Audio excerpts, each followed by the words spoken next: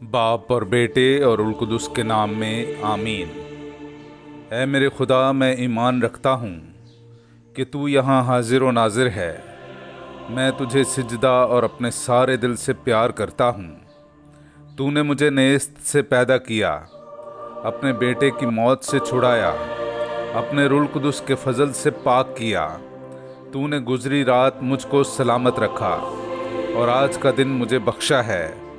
ان اور سب باقی نعمتوں کے لیے جو تو نے مجھے بخشی ہیں، میں فروتنی سے تیرا شکر کرتا ہوں۔ میں اپنے سب خیالات، باتیں، کام اور دکھ تیرے حضور پیش کرتا ہوں۔ مجھے اپنا فضل بخش تاکہ میں تجھے ناراض نہ کروں، بلکہ سب طرح سے آج تیری پاک مرضی بجا لاؤں۔ آمین۔ ایک آتشی گاڑی آئی اور الیاس آسمان کی طرف چڑھ گیا۔ ہمارے لیے آج کی پہلی تلاوت ملوک کی دوسری کتاب، اس کا دوسرا باب، پہلی اور پھر 6 سے 14 آیت تک۔ اور ایسا ہوا جب خداوند نے چاہا کہ الیاس کو ایک بگولے میں آسمان کی طرف لے جائے، تب الیاس الیسا کے ساتھ جلجال سے چلا۔ پھر الیاس نے اس سے کہا، تو یہاں ٹھہر، کیونکہ خداوند نے مجھے اردن کو بھیجا ہے۔ وہ بولا، زندہ خداوند کی قسم اور تیری جان کی قسم، میں تجھے نہ چھوڑوں گا۔ اور وہ دونوں ایک ساتھ گئے، اور انبیاء زادوں میں سے 50 آدمی گئے اور ان کے مقابل دور کھڑے ہو گئے، اور وہ دونوں اردن کے کنارے پر کھڑے تھے۔ تب الیاس نے اپنی چادر پکڑی اور لپیٹی اور پانی پر ماری، تو وہ ادھر ادھر پھٹ گیا، اور وہ دونوں خشک زمین پر پار ہو گئے۔ جب وہ پار چلے گئے تو الیاس نے الیسا سے کہا، پیشتر اس کے کہ میں تجھ سے لیا جاؤں، تو مانگ کہ میں تیرے لیے کیا کروں۔ الیسا نے کہا کہ تیری روح میں سے میرے لیے دگنا حصہ ہو۔ اس نے کہا، تو نے مشکل بات مانگی، پس جس وقت کہ میں تجھ سے لیا جاؤں، اگر تو مجھے دیکھے تو یہ تیرے لیے ہو جائے گا، ورنہ نہیں۔ اور جب وہ دونوں چلے جاتے اور باتیں کرتے جاتے تھے، تو دیکھو، ایک آتشی گاڑی اور آتشی گھوڑوں نے ان دونوں کے درمیان جدائی کر دی، اور الیاس بگولے میں آسمان کی طرف چڑھ گیا۔ اور الیسا نے اسے دیکھا اور چلایا، اے میرے باپ، اے میرے باپ، اے اسرائیل کی گاڑی اور اس کے سوار! اور اس نے اسے پھر نہ دیکھا۔ اور اس نے اپنے کپڑے پکڑے اور ان کو 2 حصوں میں پھاڑا، اور الیاس کی چادر جو اس سے گر گئی تھی اس نے اٹھا لی اور واپس چلا، اور اردن کے کنارے پر کھڑا ہوا۔ اور اس نے الیاس کی چادر جو اس سے گر گئی تھی پکڑی اور پانی پر ماری، پر وہ تقسیم نہ ہوا۔ اور اس نے کہا کہ خداوند الیاس کا خدا اس وقت کہاں ہے؟ اور اس نے اسے پانی پر مارا، تو وہ 2 حصے ہو گیا، اور الیسا پار ہو گیا۔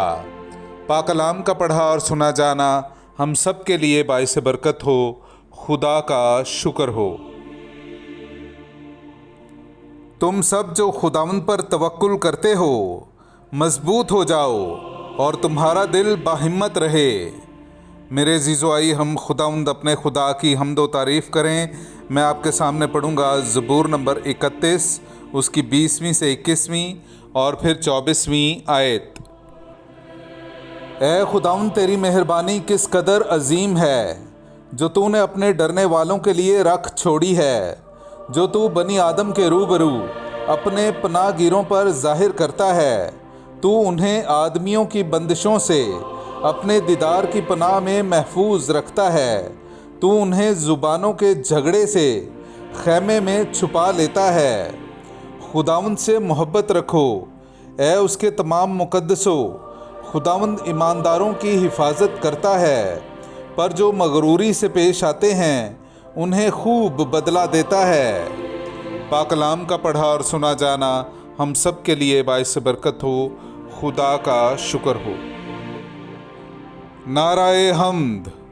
اگر کوئی مجھے پیار کرتا ہے تو وہ میرے کلام پر عمل کرے گا اور میرا باپ اسے پیار کرے گا اور ہم اس کے پاس آئیں گے۔ ہاللویا۔ میرے عزیزو، آئیے ہم آج کا انجیلی اقتباس سنتے ہیں۔ انجیل مقدس بامطابق مقدس متی، اس کا 6 باب، 1 سے 6 اور پھر 16 سے 18 آیت تک۔